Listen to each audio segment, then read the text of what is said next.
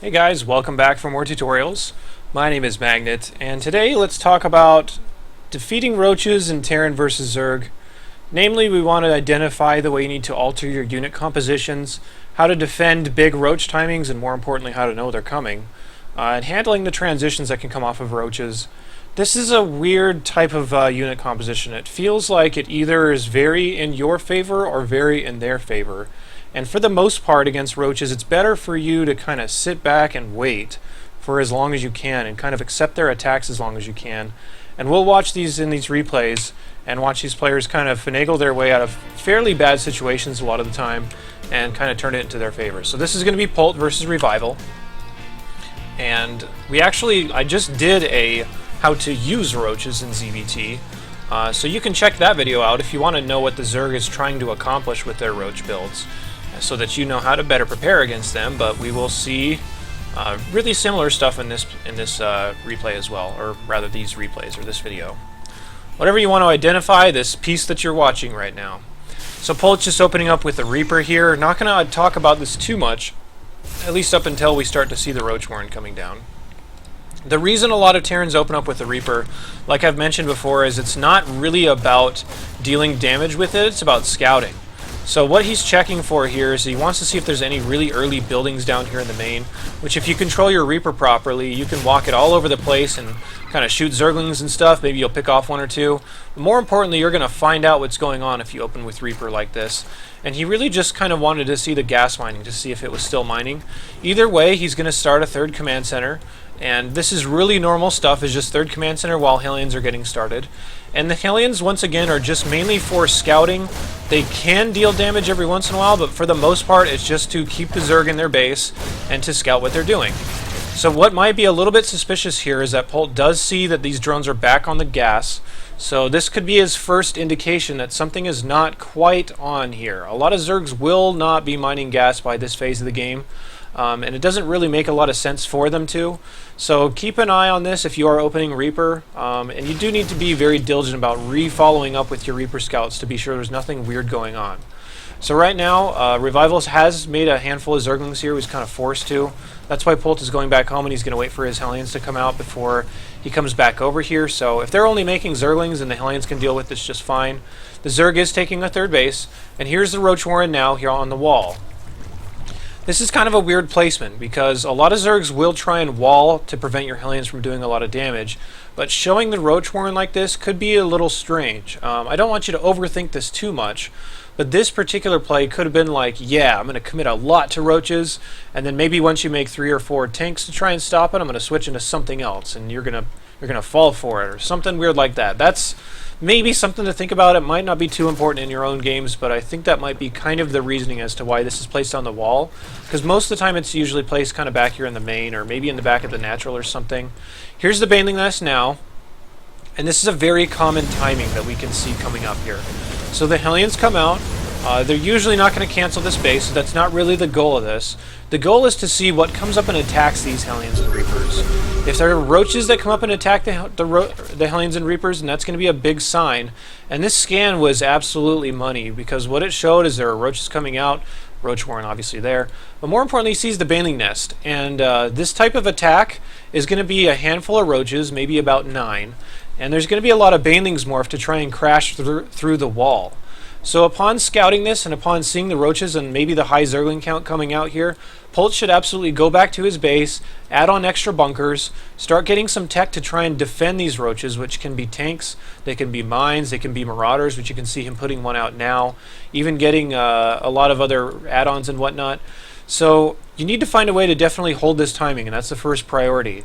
If you're able to somehow get a mine out really quickly, and maybe you can hit the Banelings before they even touch your bunker, then that'll put an end to the push way before it even starts. But you need to be able to identify this attack, because this attack is very common. It's just a handful of Roaches, quite a few Banelings just to break your wall down, and then the Roaches are going to be a long-term DPS that these units really don't do well against. So you can see if all of them shoot on a Roach once, it does like less than half of its health worth of damage. So these things are really strong, and you need to be at least knowledgeable about what these timings are and what they mean.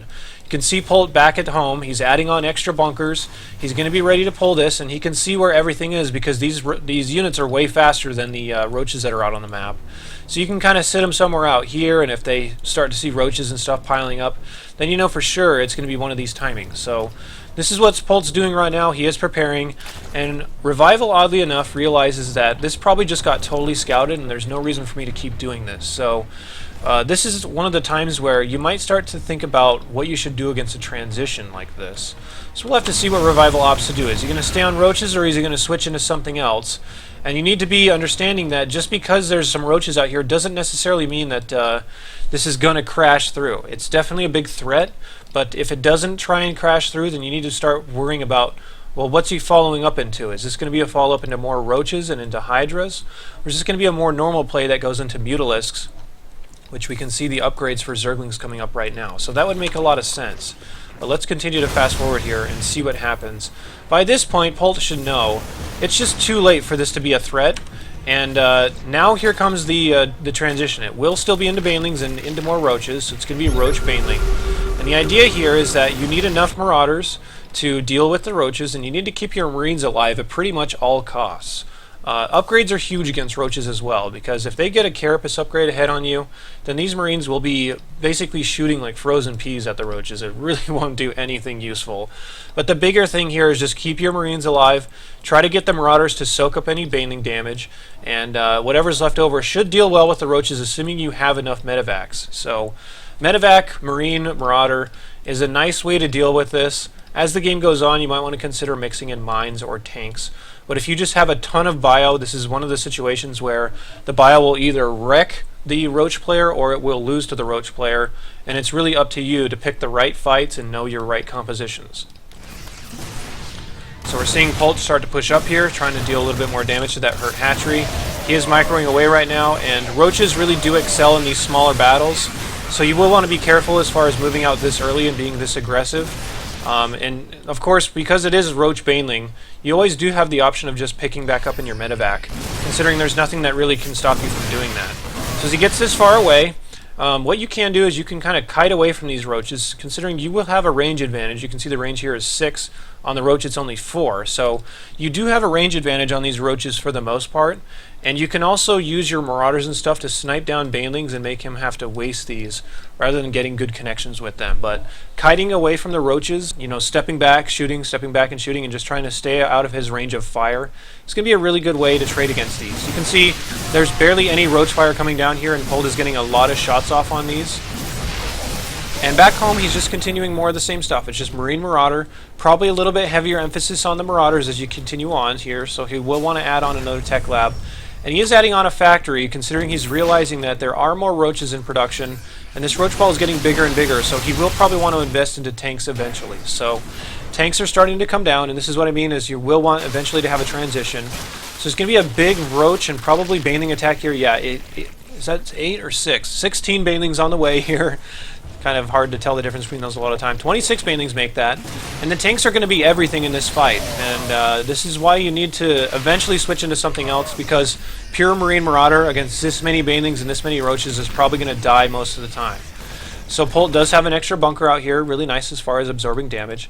He does have the one tank on the high ground, and you really just want to kite with these units as best you can and try to get as many shots off with the tank as you can, especially if you can focus on big clumps of banelings and just hit them with the tank. So let's watch this kind of develop. So he is trying to just stay out of the roach range as much as possible, trying to keep his marines alive as much as possible.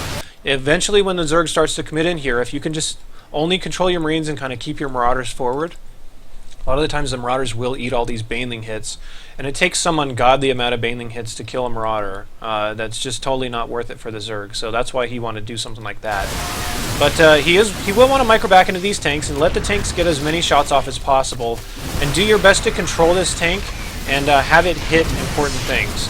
They do unfortunately get sniped by roaches, but it did get a good 4 or 5 shots off, and now this just really comes down to Polt's ability to stay away from the banelings and to stay out of the roach fire as much as possible. You'll note that there's another tank as well, and if there's a big blob like this, you will just want to select the tank and kind of click on the middle of these units so you can hit as many as possible. But you'll eventually wear this down if you get the right tank hits and if you can keep your bio alive. Notice that the banelings, I mean, he produced how many banelings? It was something like 25, and they basically killed a handful of SCVs and nothing else really all that important. More SCVs are dying here, but as the Roaches start to fade and as their support starts to fade, they'll get smashed and they won't deal any damage to the rest of this army. So it's very wishy-washy. Like, it can either be super strong as far as the Roaches and banelings and stuff, but if you can stay away from them for long enough and kind of whittle them down, once their numbers get reduced, they are really, really bad. Kind of the same way as fighting Blinkstalkers, in the sense that they're good, assuming the Blinkstalkers have the lead, but as soon as the Terran ekes out any sort of lead, it snowballs really hard in the Terran's favor. So you can see him pushing this away quite easily. He's now on double tank production right now. So he's got one coming out here, and there's a second factory. Here we go. It just lost its tech lab. They'll have to rebuild that. And from this point, you need to just stay on top of what units they're creating. If they're creating Mutalisks, you might want to change your production off of these factories into something like Thors, perhaps, or maybe Mines.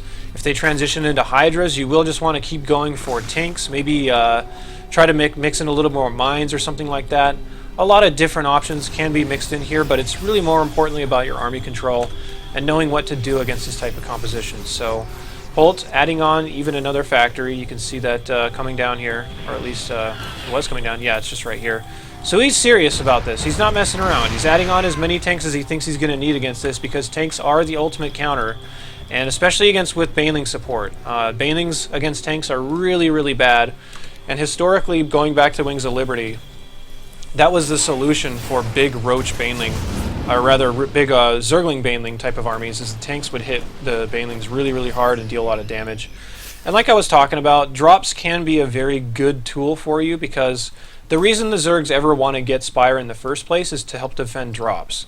And if they only have Roach Banelings, or rather a Roach Baneling army, they don't have tools that can hit your medevacs very well. So constant and relentless dropping against this type of style, assuming you're able to ever push them off from your base, it's going to be a really strong way to secure a lead and continue to try and pick them apart. You obviously will want to keep them alive the best you can, but that's always an option. And like I said, there's nothing here that can hit these medevacs, so you might as well just load up in there, trade the best you can, as he did keep his Marauders down there just a little bit longer. Now it comes to the point where the Spire, he's realizing that drops can start to kill him, but if you traded well against this army in the first place, then the transition could just be so late that your army is so strong that you might be able to just push in there and win. So once you're able to push off one of these Roach attacks, it's kind of up to you to stay aggressive and not let him get away with a smooth Mutalisk transition. So we can see 10 on the way. And like we mentioned in the opener, we do need to stay on top of what the transition is so that you can react appropriately. Now you'll note that Hellbats aren't being mixed in once again, and that's to help against big Zergling swells. Once he figures out that the Mutalisk transition is underway, losing a lot there, that was kind of a mistake. So Holt kind of taking two bad fights here, but even still, the fact that he's able to get good trades, he was ahead in army supply for quite a long time. It's going to take Revival a lot of effort to try and remove these. And here we go. Now that he knows the mutas are on the map, switching into Thor production and along with these Hellbats is going to be a really nice complement to your Marine Marauder. A lot of different mixtures of units you can use against standard Zerg play, which we've seen a lot. And that's basically where this is going to go. But you can see this game ends in the next few minutes, and that's mainly because Polt handled the initial Roach attack so well, and he handled the Baneling attack so well. So if you can ever get a good trade, just stay aggressive with these small batches of units. You don't have to be maxed out. Just go out there, see what you can get. And if you're ever ahead in supply and they have to stay on Roaches, you should be able to trade better and better as long as your unit composition continues to be refined into Marauders, tanks, maybe some Hellbats to buffer damage or something like that. And you'll be in good shape. So let's go ahead and jump into the second replay really quickly, and we'll talk about a little bit of a different game that will actually feature a stronger timing from the Zerg, so you can see a little better how to hold stuff like that. So this is going to be 4GG versus Lambo. I'm not even sure who that is. Maybe a Lamb version of Rambo. So 4GG's got his work cut out for him as far as holding off any sort of Roach attacks that we're most definitely going to see, because that's what we're talking about. These guys play in WCS Europe. This was from Challenger League, so you can go back and watch the original cast if you wanted to. But we're going to take a look at 4GG's build here. It's going to be very similar to what Polt did. He's going for a barracks gas at the exact same supply, which is going to allow him that early Reaper to scout. So I can't stress this enough, is that knowing that the attack is coming and being able to keep an eye on the Zerg is going to give you the best idea as far as how to react to earlier plays like this. and especially to roaches, so that you can refine your unit composition properly to be able to hold those big attacks and play out a more normal game. So again, the 3 command center build, this is basically the identical build from Hold to last game, and this is what you're going to see very, very often at the highest levels. Here's the factory coming down. He's starting up marine production. He can start stim, and there we go. Here's the Roach we're in now from Lambo, and again, once up on this wall, kind of oddly once again, so showing it, not really caring. Sometimes you should be aware that sometimes they can just produce a handful of Roaches and just use those to defend your Hellion attacks. So that's one thing. They might not commit to it too hard, so just because you see Roaches doesn't mean you should initially freak out and build extra bunkers. But at the same time, if you salvage your bunkers, you'll still get most of your money back anyway, and you'll already have a 3rd command center if you opened up this way, so it's better to play safe rather than sorry. So here's the Roaches being added on right now, and this is just going to be a straight up Roach attack is what we're going to see. Double evolution chamber, and once again, this is melee and carapace upgrades. So this could just be a transition right after the Roaches. Doesn't necessarily have to be a big Roach attack, but it still could be. That's why you need to continually figure out what's going on. So he's still poking around here with these Hellions. He still does see only a few Roaches. He doesn't see anything crazy. So he's playing this out correctly, and he doesn't need to add bunkers unless he's sure that an attack like this is coming. So here's more Roaches coming down now. Here's the Bathing Nest, like we talked about. It's going to be a really common support unit to the Roaches. And eventually, and especially if you ever see the Roaches have speed, which you can click on them and check down here. If their speed's ever yellow, that means that it's been upgraded, and that'll give you an indication that they want to stay on Roaches for quite a long time. And there is Roach speed on the way right now for the Zerg. So that's kind of a dead giveaway as far as if they want to keep on with the Roach strategy as time goes on, is whether or not you can tell that their speed has been modified. And you'll be able to see that if there's ever anything changing. Like, for example, I guess an upgrade hasn't finished yet, but you'll be able to see that eventually, and we'll check back just so you can see that when you click on a unit like that, you can see if it's been upgraded or not. So there is a Spire on the way, there is Bathing Speed on the way, so this could be a really quick switch into mutas, but still the Roaches keep coming out, and the speed coming down ought to be a big enough indication that he's going to at least want to stay on Roaches for a little while. Once again, they won't really have the tools to stop drops here, so being aggressive with drops, if you see any Roaches on the field at any point, is a good idea, because you can usually trade well against smaller packs like this, and if you ever get overrun, well, no reason to stick around. Yoink, load into the medevac, go into the main base. There's already some stuff here, unfortunately, so he shouldn't be able to get too much done.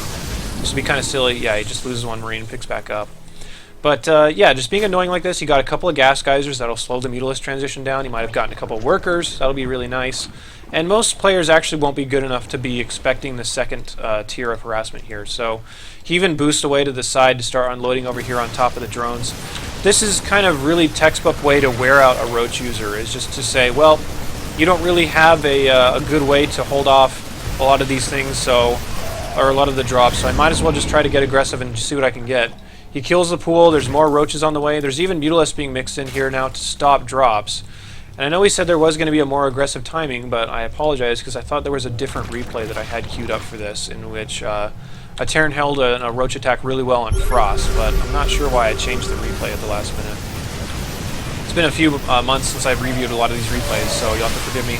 And here we go. The Roach is crashing in here. The Bathing's crashing in here. The tanks kind of did their job, and this is going to be a high contention point considering he is mining on the gold. So one thing you can kind of think about with Roaches is their range is really bad. It's only 4. By the way, look at the movement speed now. It is 3, and it is yellow, so that does mean that the Roach speed has been upgraded. So I know we said we're going to get to that, but the Roach range is really bad. It's only 4, and the tank range is really good. It's 7 when it's unsieged, and when it is sieged, it's 12. So you want to look around for spots in the map that are really going to favor you against Roach compositions if you have tanks set up. So for example, if you have tanks like kind of back here, those tanks can reach all of this area and all the way down here, so that this kind of controls this entire area for you. And if the Zerg takes the gold, or, I mean, not necessarily on this map, but it's things that you can be thinking about on other maps, you can kind of force them to continually engage into points where your tanks can hit them, and they can't really respond too well to the tanks. So this Roach Muta fight is happening. Again, just keeping your Marines alive for as long as possible is a good idea. Kiting away from these Roaches to try to keep them out of range for as long as possible is a good idea.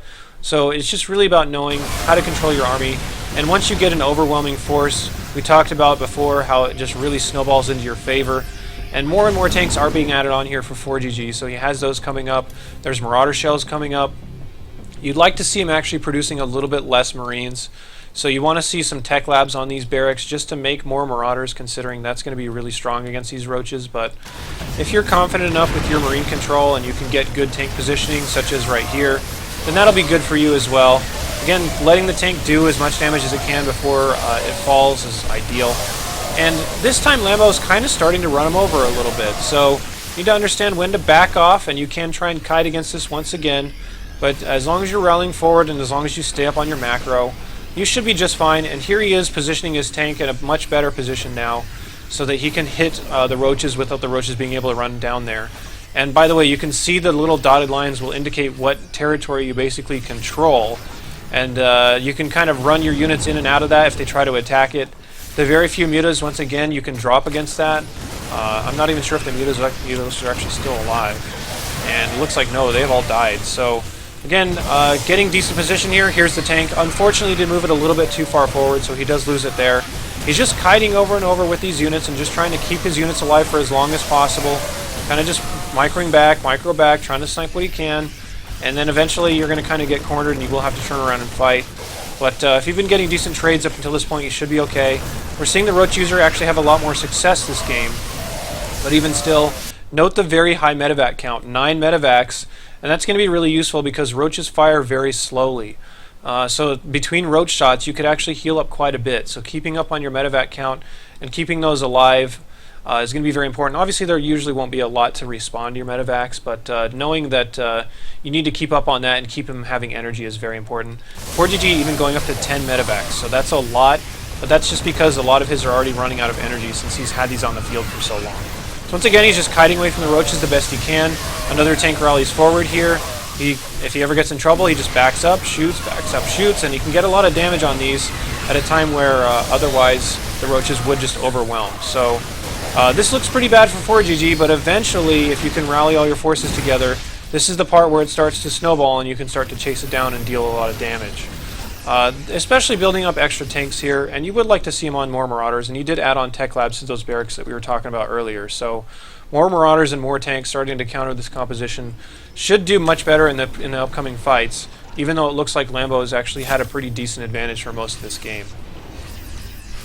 3-3 on the way as well. This is going to be a huge deal. Upgrades are a big deal, like I mentioned before, especially if the Zerg upgrades are bad. If you're up by 2 sets of upgrades, then these Marines are rock stars against these Roaches, whereas otherwise they're not that great.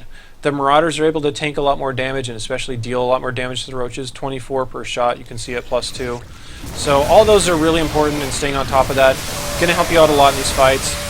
Here's the Banings being mixed in once again. A little bit of a Roach flank, but the tanks have done their job. They got off about 4 or 5 shots, and pretty decent ones. Now we can chase this army down. And as this continues, Roaches get worse and worse as the game goes on. So by later and later in the game, if you're able to take good fights, if they keep making Roaches, the problem is that they're so fat and they have such bad range that a lot of them are just not participating in the battle a lot of the time. And they are very supply inefficient. So if they max out on Roaches and you max out on Marine Marauder, you should be able to just run them over most of the time just because your supply is going to be much more efficient. So there's a lot of aspects to this. And from the Zerg perspective, they typically want to be very aggressive with these types of armies. So the faster you switch and the better you control your armies in the smaller fights, the better off you're going to do later and later in the game. And you can see, look how easily he's dealing with these Roaches now because he's getting an upgrade lead, he's starting to take a supply lead, and the initial Roach aggression hasn't really done very much throughout most of this game. So from this point, it's really up to 4GG to get enough Marines, Marauders, and tanks to start pushing back the Zerg and start dealing a lot of damage to him. And if they stay on Roaches, which he's not really doing anymore, he's realizing that the usefulness of the Roaches has passed, then you're going to have a really good upgrade lead. It's going to be 3-3 versus 1-1 eventually. And you can start getting super aggressive like we talked about. If you're able to ever push off one of these Roach attacks, it's good on you to get out on the map and start attacking them pretty hard and punish them for losing those earlier fights. So Baning's coming up once again, like we talked about, the micro against this type of composition. I know we're kind of past the Roach phase, but absorbing a lot of shots with these Marauders and then being useful throughout the rest of the game is going to be very, very important as far as winning these later fights. So for the most part, you can just select your Marauders, have them attack, and then just select your Marines and run them away behind the Marauders so the Marauders are taking all the damage. And if they waste all their banelings and stuff on Marauders, then that's going to be a big win for you. 4GG having to come back here. Since we're past the Roach phase, and since we basically already talked about the Muta transition, there's not really a whole lot to see here other than the fact that the tanks and Marauders can still be useful against the Zerg army, even if there's no Roaches here. So it's not like you're going to get super hard countered with this type of play if you're able to defend those Roach attacks, and this is why you want to get on the map and be really aggressive, because if they're able to get a huge Muta flock up and kill your Marines, then all of a sudden your tanks and Marauders don't matter. So staying on top of them when they only have a few mutas is going to be really key as far as carrying the rest of the game out. So this game is going to pretty much break down to 4GG eventually wearing him down because he's got a supply lead now and he was able to win those earlier fights. And the timings for the Roaches has passed. He's got way better upgrades. So I think we're going to go ahead and call that good here. So I hope that at least gave you guys some good ideas as far as what you need to look out for in these Roach plays. If you want to look specifically at holding the big timing, and I think that's why I left it out of this video, the big Roach baneling timing, check out the video about defending cheese against Zerg, because that'll give you a lot of the tells and a lot of the micro and stuff that you need in order to hold those attacks. We did see a little bit of it in the Pult game, but that might be another supplemental video that might be good to go with this one if you wanted to check that out. Either way, I'll be back with more videos really soon. Leave me a comment if you have any questions, and check out my tutorials. They're down in the description as far as more Terran tutorials. So look out for that, subscribe to my channel, it really helps out. I'll see you guys later when I make more stuff.